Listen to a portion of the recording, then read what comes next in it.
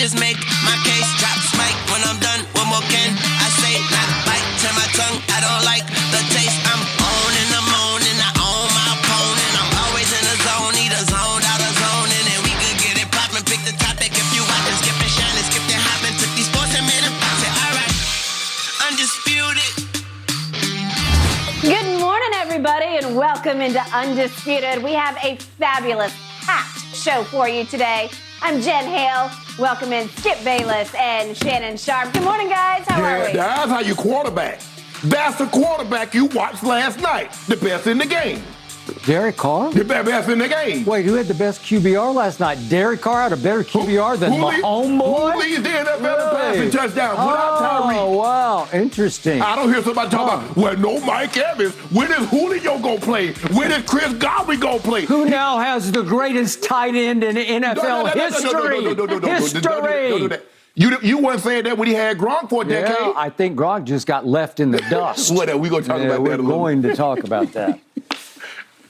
It was a down-to-the-wire Monday night football contest, gentlemen. The Chiefs, congrats, pulled off a comeback win at home last night. Shannon, I know you were thrilled. Yep. They beat the Raiders 30-29, even though they were just over a touchdown favorite. That, according to Fox Bet Sportsbook. Patrick Mahomes, man, 4 touchdowns, all going to Travis Kelce. Derek Carr and the Raiders had a chance to tie the game late in the fourth. They opted to go for the 2-point conversion to take the lead, and nope, thumbs up short. Shannon, do you think the Chiefs won it, or did the Raiders blow it? Well, the Chiefs won this ball game. They fell behind 17-0, and Mahomes has been really, really good when he falls behind by double digits. Over the last 4 years, Mahomes is 11-5 when falling behind by double digits. Historically, quarterbacks win about 15% of those games. So that just tells you just how phenomenal he's been in those moments. Well, I thought both teams tried to give the game away, Skip. I don't understand.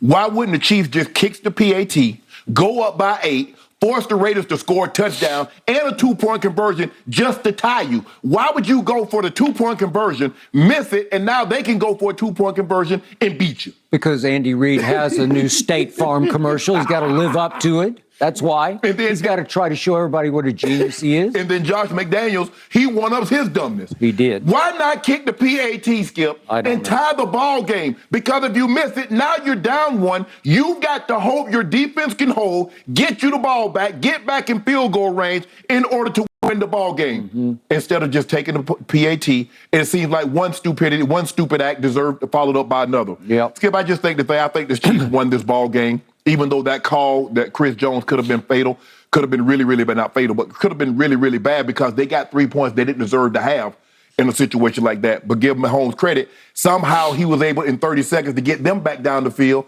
and get in field goal range, and the guy finally made a field goal, kicked a 58, 59-yard, which is the Chiefs' record. But for me, Skip, I thought Mahomes, when he got behind, and like I said, they're not going to get the explosive play, Skip. There's no Tyreek. So the likelihood of them getting a 50, 60, 70-yard touchdown is going to be It's going to be 8 yards to Juju. It's going to be 5 yards to Kelce. It's going to be another 6 yards to Scanlon. Okay, let's run the ball to McKinnon and Clyde Edwards-Helaire. It's going to be situations like that. So the big theatrics that we're used to seeing Patrick Mahomes, where he throws the ball 70 yards and he can show off his arm, that's not going to be there. But it was Mahomes. They won this ball game. I thought the Raiders was going to blow the thing open. There was pressure after pressure after pressure. Crosby and Chandler Jones did a great job of pressuring him. They did a great job, Graham, of mixing up the packages. But then all of a sudden, Mahomes and Andy and Eric Bieniemy, they figured it out and says, okay, this is what we can do. This is the kind of we can have success.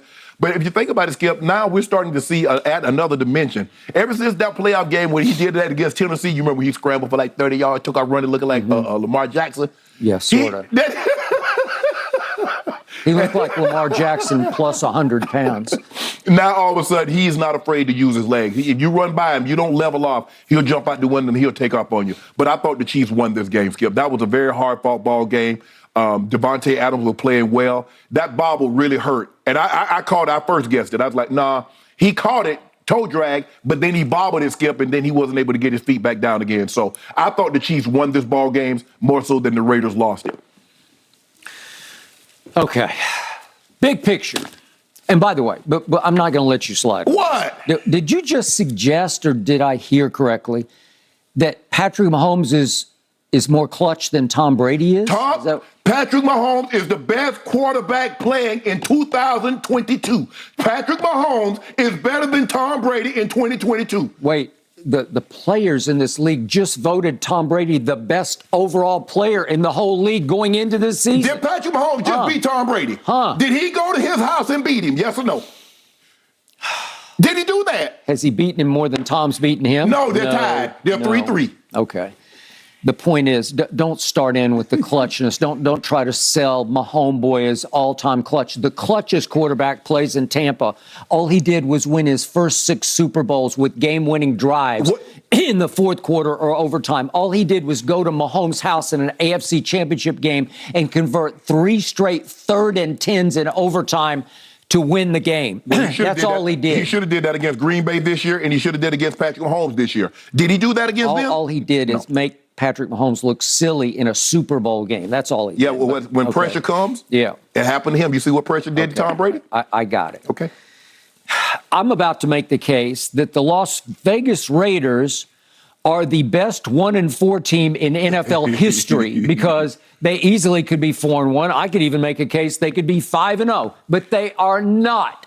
And as the great Bill Parcells said once upon a time, you are what your record says you are. They are 1-4. Yes. And I believe after last night, after watching Josh McDaniels run that game, it's just not the same when you're not calling plays for Tom Brady and you don't have Bill Belichick to make all the big picture decisions for you in the football game. Bill Belichick definitely wouldn't have went for 2. I know that much. He would not have gone for 2. All right. So what I did love about Josh was they come out. It's still 0-0.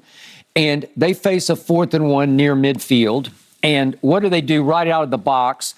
He goes for it. If we could see the play, just to remind everybody, if you missed the first of the game,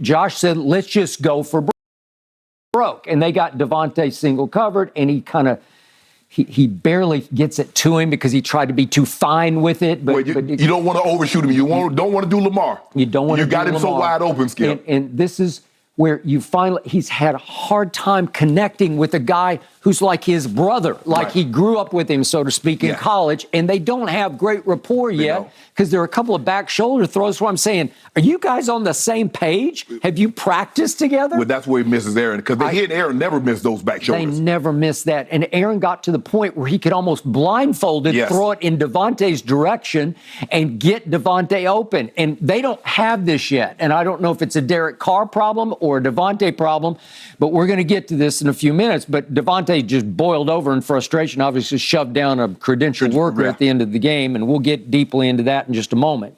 But the point was, things start to teeter and go south, and we'll talk also about the Chris Jones play, but then this was so vintage, typical 2022 Las Vegas Raiders. If we could see this play, Kansas City misses a field goal with 9:28 left, and one of their rushers on the field goal team gets called for, what's it called? It's like a pull and shoot.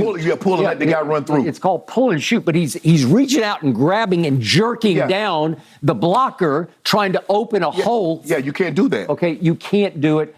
I think it happens quite a bit, and it doesn't get called. It used to happen a lot, Skip, especially on the punt team. Okay. Because that way, because you got more time. It's not like a 1-2. The ball's gone. Yeah. So we definitely pull the guy, and the guy would shoot through the gap. It's a huge play in the game because at that point, Kansas City was up 24-23, but all of a sudden they get the ball right back 1st and 10, and here they go in and score, and then they go for 2. Yeah.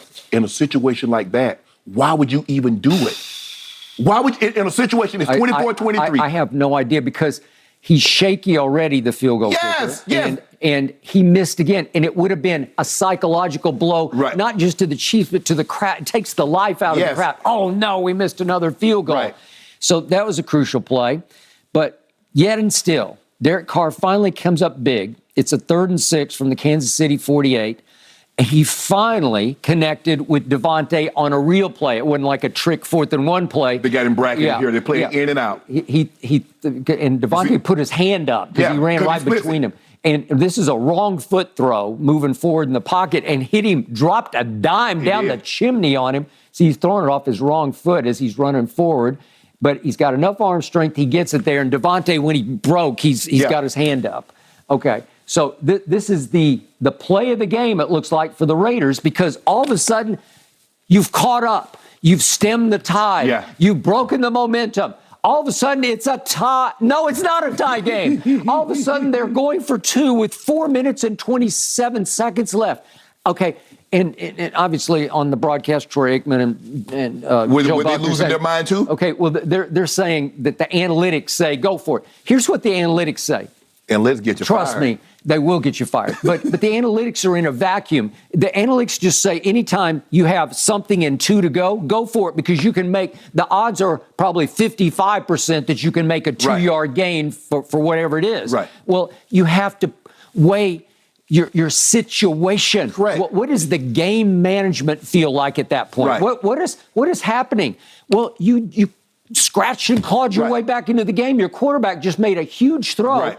And Josh McDaniels said after the game, we had a play we really liked. That play? That play. Okay, well, you practice that play. That's a real trick. That's the opposite of what Andy Reid does. This is like blatant meat and potatoes. I was surprised, Skip, considering that they didn't get it, considering how well they had Josh Jacobs had ran the football. Yeah. He had run the football literally down Kansas City through. Okay, he had. But in that situation, Skip, everybody's inside. Everybody's stacked inside. Everybody's inside. And I just don't get, there's no cleverness. There's no creativity. No, there's and none of that. by the way, just for the record, and I thought they were playing uphill the whole night, there is no Darren Waller. Well, is he not your best red zone target? Yes. Right? Wouldn't he be a primary option on a down and distance? Well, you like know, that? early in the game, you're not going to have him. So now it takes a lot of your the 2-point plays. Maybe you got 3 going into the game. Maybe that takes some of it away. But I just thought, Skip, with 4 minutes and 23 seconds, that's a bit early. Maybe if there was 50 seconds in the ball game, sure, and you got him on the ropes. I got that. Okay, no, I got it. With damn near 5 minutes to go. I got it. They don't even have their backup tight. You know, that Foster Moreau is pretty good, 87. Yes. I mean, he can catch the ball, too. Yes. He's tall. So you don't have your 2 biggest red zone targets are gone. So it's Devontae or bust, and you know they're going to, like, triple him on the play. So what you got, Josh? Well, you got a point that ties the game, and you feel like we're back in this. Like we're right here, right now. Okay?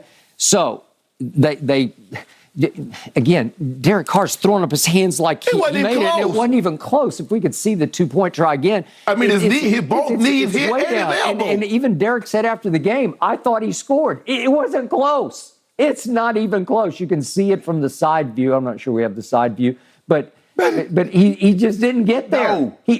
He's down at the 1. The knee is down at the 1-yard line. And even his elbow hit before he crossed the goal line. I just don't love this. I don't know what the point of it is. I don't know what the thrust of it is. I don't know what you saw that you liked. I don't know if he wanted Derek to check out of it when he saw the way they were aligned. I have no idea, but it did not work. Just take the